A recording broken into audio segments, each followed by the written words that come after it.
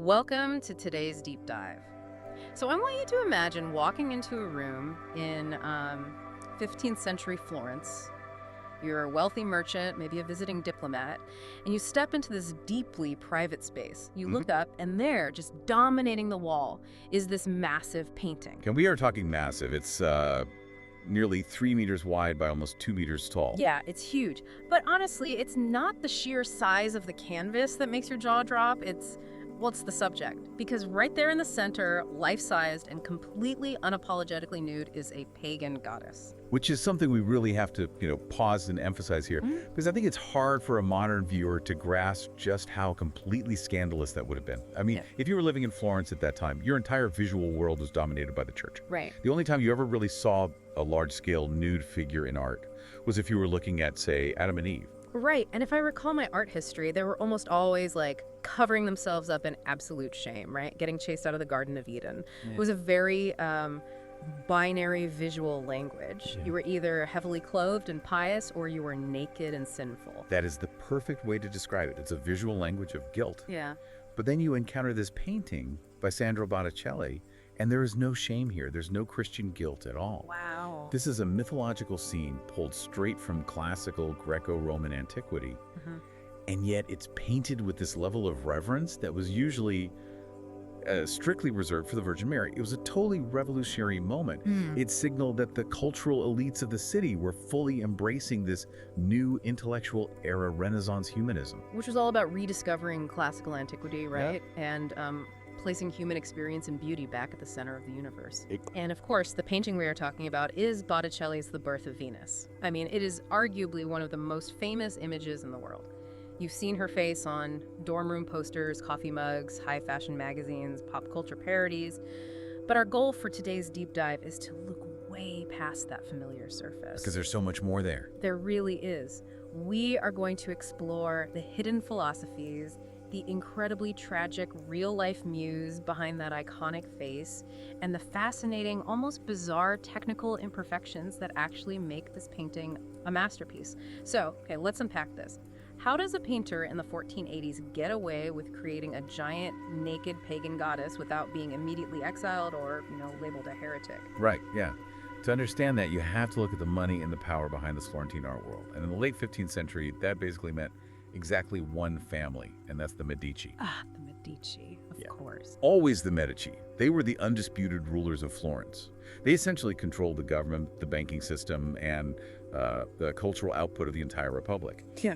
But specifically, we have to look at this institution sponsored by Cosimo de' Medici called the Florentine Platonic Academy. Now, was this an actual school, like a university? Not quite in the modern sense, no. It was more of this incredible, highly exclusive circle of intellectuals, philosophers, poets, and artists. You had these brilliant minds gathering there, like the philosopher Marsilio Ficino and the poet Angelo Poliziano. And what were they actually doing there? Well, their absolute obsession was trying to harmonize two things that seem on the surface totally contradictory: classical, ancient Greek and Roman philosophy, and contemporary Christian morality. Okay, I have to push back on this a little bit, or at least ask a slightly cynical question here. Sure. Because when I look at the power dynamics, this Neoplatonic philosophy they were pushing, was it just a really convenient, highly intellectual loophole? To me, this academy sounds a bit like a modern-day billionaire's think tank. Oh, that's interesting. You know what I mean? A wealthy elite wants something like they want to look at sensual, naked artwork inspired by ancient myths. So they fund a bunch of brilliant scholars to come up with these incredibly complex justifications for why looking at this art is actually super virtuous and necessary for the soul. I mean, that is a highly astute and honestly quite accurate modern analogy. There's certainly an element of elite justification at play there. The Medici and their circle were essentially creating an intellectual framework where the appreciation of extreme physical beauty wasn't sinful. It was framed as a direct pathway to understanding divine spiritual beauty. Okay, that makes sense. It's good PR. Exactly. Good PR for looking at beautiful things. But what makes this specific painting so fascinating is the mystery surrounding who actually commissioned the think tank's philosophy to be put onto this specific canvas. Wait, I always thought it was a direct Medici commission. Wasn't that the standard story? Historically, yes, the entire art world thought it was. The famous Renaissance historian Giorgio Vasari claimed It was painted for a man named Lorenzo di Pierfrancesco de' Medici to hang in his private country estate, the Villa di Castello. Okay. And to be fair, the painting did actually live there until 1815 when it was finally moved to the Uffizi Gallery. But modern documentary evidence suggests Vasari's account might actually be a complete misconception. Based on recent historical sleuthing, it seems the painting was actually commissioned by an unknown patron, somewhere between, say, 1482 and 1485. Which is a really interesting timeline, because isn't that right after Botticelli comes back from Rome? I mean, he had just been painting frescoes in the Sistine Chapel for the Pope. He had, yes. Yeah. He returns from Rome with his status at an absolute all-time high. I mean, he's a superstar artist at this point. And that status gives him the leeway to start producing these massive, unprecedented mythological works. But, to bring these abstract Neoplatonic philosophies of the think tank to life, Botticelli needed a focal point. He couldn't just paint a concept. He needed a physical embodiment of this ideal divine beauty. So he needed a face. Who was the model that actually inspired this goddess? So he found his inspiration in a young woman named Simonetta Vespucci. And her story adds this deeply profound, yet incredibly tragic layer to the entire painting. I've definitely heard that name. She was essentially the ultimate, it girl of Renaissance Florence, right? No, she was the living prototype of 15th century beauty. She was originally from Genoa, but she married a Florentine man named Marco Vespucci when she was just 16. And when she arrived in Florence, she essentially turned the entire city upside down. I can imagine. Every single artist wanted to paint her. But her presence in the city also sparked one of the most famous, idealized courtly romances of the era with a very, very powerful man.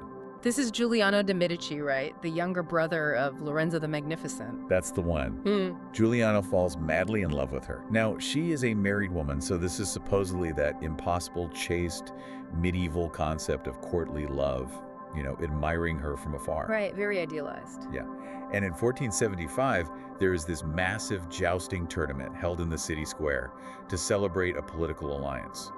Giuliano enters the joust, and he actually commissions Botticelli to paint a massive tournament banner for him to carry. And Botticelli paints Simonetta on the banner, doesn't he? He does, but he paints her as Pallas Athena, the goddess of wisdom and war, symbolizing absolute chastity.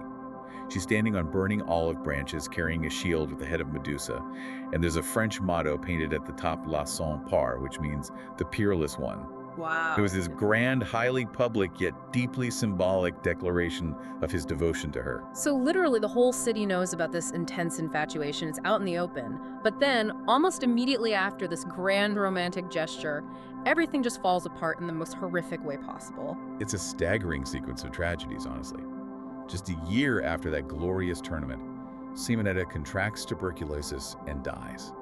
She was only 23 years old. That is so young. It really is.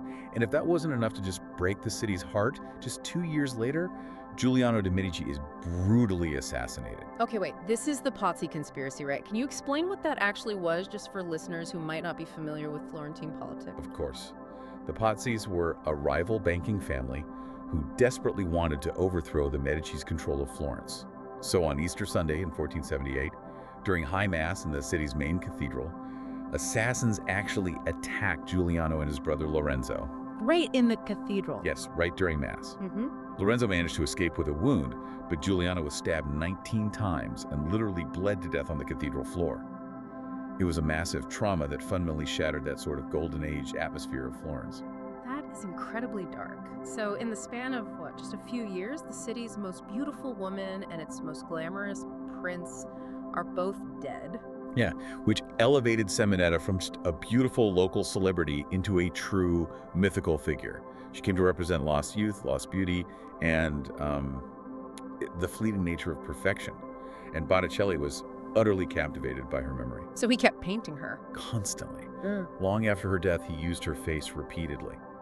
She is the model for Venus in our painting today. He used her features for the goddess Flora in his other masterpiece, La Primavera. He used her for several of his Virgin Marys. He essentially immortalized her, preserving her at 23 forever.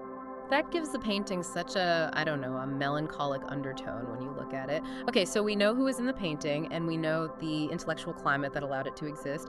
Let's actually look at the canvas itself. And I have to ask about a major technicality right off the bat. Sure. If you look at the scene, she's fully formed.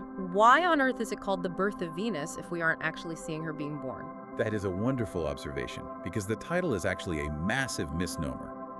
If you know your classical mythology, the actual birth of Venus, or Aphrodite, in the Greek tradition, is incredibly violent. Right.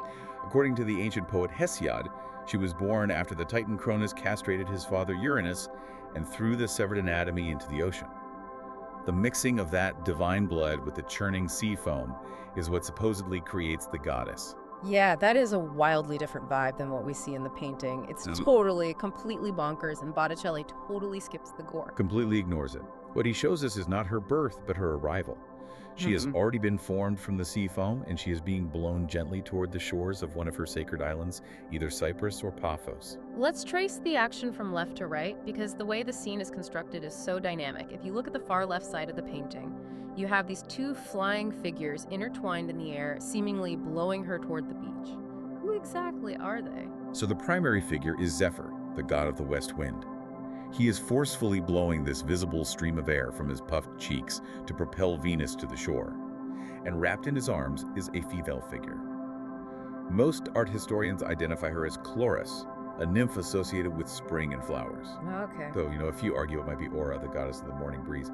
But notice what is falling through the air all around them. It looks like pink roses. They're just kind of tumbling out of the sky. Yes. According to classical myth, the rose was created by the earth at the exact moment of Venus's birth, to basically reflect her beauty. It is the ultimate flower of love. I love that detail. Then your eye naturally moves to the center of the canvas, to Venus herself. She is standing on the edge of this massive, beautifully ridged scallop shell, which I assume is an ancient symbol of fertility, but her posture is really striking. She's not standing rigidly straight. She has her weight shifted onto her left leg, and her right leg is slightly bent, giving her this lovely sort of swaying curve. That posture is known as contrapposto. It's a direct, intentional nod to classical Greco-Roman statuary, which, as we know, the Medici think tank would have absolutely loved. Right, tying it back to antiquity. Exactly. And then as she drifts toward the right side of the canvas, there's a woman waiting for her on the shore, rushing forward to wrap a cloak around her. The details on that woman's outfit are just incredible. Who is she? She is one of the Horae, the minor goddesses of the seasons. Specifically, she represents the Hora of spring. Botticelli has painted her in this white dress that is meticulously embroidered with blue cornflowers. She's wearing a belt made entirely of pink roses, and around her neck is a garland of myrtle. Myrtle. Does that have a specific meaning? It does. Myrtle was a plant sacred to Venus, symbolizing eternal love. Even down at her feet, right by the water's edge, you could see a blue anemone blooming in the sand. Wow. And behind her, there's a small grove of trees. They look like orange trees. They are orange trees, Yeah. which is yet another clever layer of meaning. The orange tree was a subtle, recognized symbol of the Medici family. Of course it was. Right, but Botticelli elevates them. He has painted the leaves with delicate veins of real gold, and the tree branches have golden thorns that perfectly mirror the golden highlights in Venus's flowing hair. It's breathtaking. But I want to focus on the main action happening on that right side of the canvas. The Hora of spring is rushing to cover Venus up with this giant, gorgeous, purple-pink cloak. Why? Why is it so crucial that Venus is naked in the center? And what does it mean that someone is rushing to throw clothes on her the second she hits the beach? This is really the core philosophical puzzle of the painting. To understand it, we have to go right back to Marsilio Ficino and that Platonic Academy we talked about earlier. Ficino took the ancient writings of Plato and popularized this Neoplatonic concept known as the two Venuses. They believed that Venus actually represented two entirely different types of love. Okay, what were the two types? So they argued there was the earthly Venus, who represented material, human, sensual love, the kind of love tethered to the physical world in human reproduction.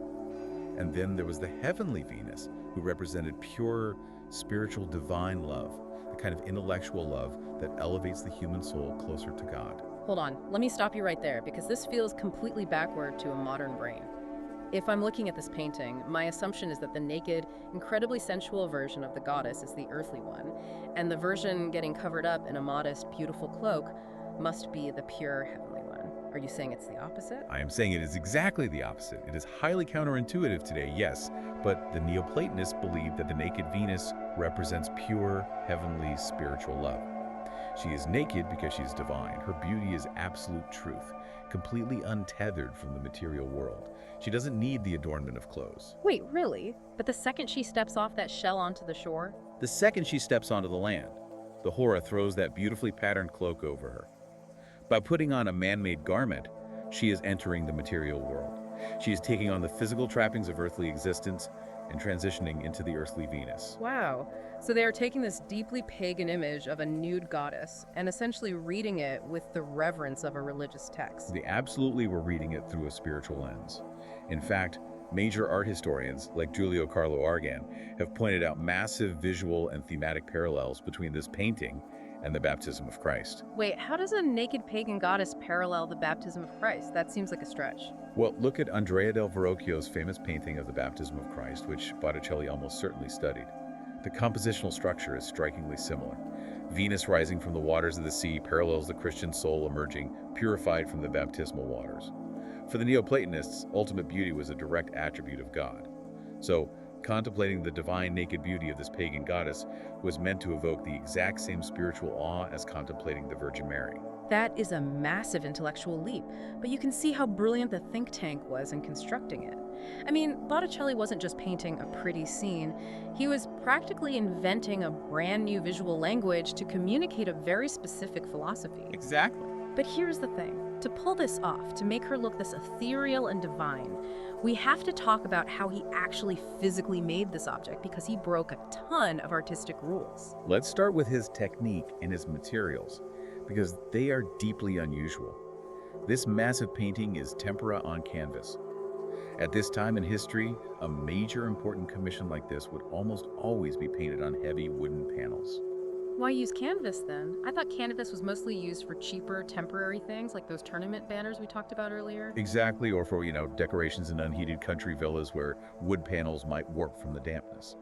But painting tempera on canvas requires an incredibly specific process. Botticelli first had to prepare the canvas by coating it with a mixture of Spanish white powder and carpenter's glue. Once that dried, he did something fascinating. He used a sharp metal stylus to physically carve the guiding lines of the composition directly into that base layer. Hey, carve the lines. Why not just sketch them with charcoal like a normal painter? Because of the tempera paint itself.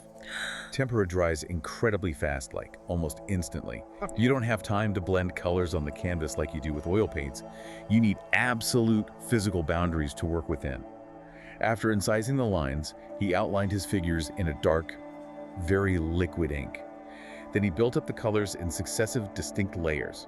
But between these layers, he applied a thin varnish made of parchment glue. Parchment glue between the paint layers, what does that actually do? It acts like a sheer window. It creates optical depth, allowing light to pass through the semi-transparent layers of paint and reflect back at the viewer, almost like a stained glass window. Oh, wow. Yeah. And finally, he bound his top pigments using casein tempera. And for those who might not know, casein tempera is actually paint bound with milk proteins, right? Not egg yolks, which is what we usually associate with tempera. Correct. The milk proteins create a highly durable, opaque finish. And as a final touch, he applied tiny amounts of real gold to the leaves, the shells, and her hair to give the painting its incredible luminosity. It sounds like an incredibly precise scientific process, but then you look closely at the actual anatomy of Venus and, well, biologically speaking, she is a complete mess. How so? I mean, if you really look at her, her proportions are wild. Her neck is impossibly long. Her shoulders are sloped so far down she barely seems to have a collarbone. And if you look at her left arm, the one she's using to hold her hair over her body, it is awkwardly elongated. It looks like it has an extra joint in it. Yeah, it really does. If a real human being were built with those skeletal proportions, they wouldn't be able to stand up, let alone ride a seashell. You're not wrong. From this strictly medical perspective, she is profoundly flawed. And it's not just her. Look at the background. When I look at the ocean in this painting, I think of a theater backdrop or a medieval tapestry. It is totally flat. The waves on the ocean don't look like actual water moving in space. They look like little V shapes woven into a rug. He completely ignores the strict, mathematical, three-dimensional perspective that earlier Renaissance painters spent decades perfecting. And that deliberate rejection of realism is exactly the point. Painters before him, like Masaccio, were obsessed with making a painting look like a window into the real three-dimensional world. Botticelli looked at that and said, no, this isn't the real world. This is a realm of abstract ideas. So he distorted her anatomy and the background entirely on purpose. Entirely on purpose. Art historians call this his Italo-Gothic linear style. He is deliberately blending two contradictory traditions to create something completely new. On one hand, you have the heavy classical Roman influence. Venus is standing in a pose known as the Venus Pudica, modestly covering her breasts and groin with her hands and hair, which he directly copied from ancient Roman statues like the Capitoline Venus. So that gives her a classical grounding. Yes, but then he applies a fluid, curving, almost weightless Gothic rhythm to her body. Think of the sweeping, elongated lines of 14th century Gothic cathedrals or statues. By intentionally elongating her neck, sloping her shoulders, and flattening the ocean behind her into a decorative theater backdrop, Botticelli creates a figure who seems to literally float. She possesses an ethereal, melancholic grace that a scientifically accurate, realistically proportioned body simply could not achieve. She isn't meant to be a literal human woman. She is the idea of a woman. She is a concept of divine beauty made visible. Precisely. He sacrifices literal anatomical realism for a higher allegorical truth. And honestly, it worked brilliantly. The painting was a massive success in its day. Botticelli's own workshop produced multiple copies of that central Venus figure just to keep up with demand. We actually still have a couple of them today, one in Berlin and one in Turin. And that influence eventually bled far outside the borders of Italy, didn't it? It profoundly shaped the course of European art. The visual language Botticelli invented here was exported across the continent. It directly inspired artists in the north, who were usually much more conservative. For example, Lucas Cranach the Elder painted his famous Venus and Cupid in 1509. That was the very first life-size nude painted by a northern European artist, and it owes its entire existence to Botticelli breaking that barrier first. It really is a watershed moment in the history of human expression. We took an incredible journey today, from the secretive philosophical debates of the Medici think tank, through the incredibly tragic, brief life of Simonetta Vespucci, and into the tactile physical risks that Botticelli took with his canvas and his stylus to bring this all to life. It serves as a beautiful reminder that great art is never just about what is painted on the surface. It is always a mirror reflecting the hidden philosophies, the lost loves, and the cultural anxieties of the specific moment it was made in. Absolutely. Thank you for joining us on this deep dive. But before you go, I want to leave you with one final thought to mull over. We spent a lot of time today talking about Botticelli's deliberate flaws, the impossible neck, the extra joint in the arm, the flat tapestry-like ocean. He achieved what is arguably the most famous depiction of beauty in human history because he deliberately distorted human anatomy, not despite it. We live in an age now where we are completely obsessed with digitally correcting every single flaw. We use filters, photo editing, and AI to achieve an absolute hyper-realistic mathematical perfection. But looking at Botticelli's Venus, you have to ask yourself, in our quest for digital perfection, have we lost the understanding that true transcendent beauty might actually require a touch of impossible imperfection? Keep that in mind the next time you see her face looking back at you. Go find the painting, zoom in on those beautiful flaws, and see what you feel. Until next time.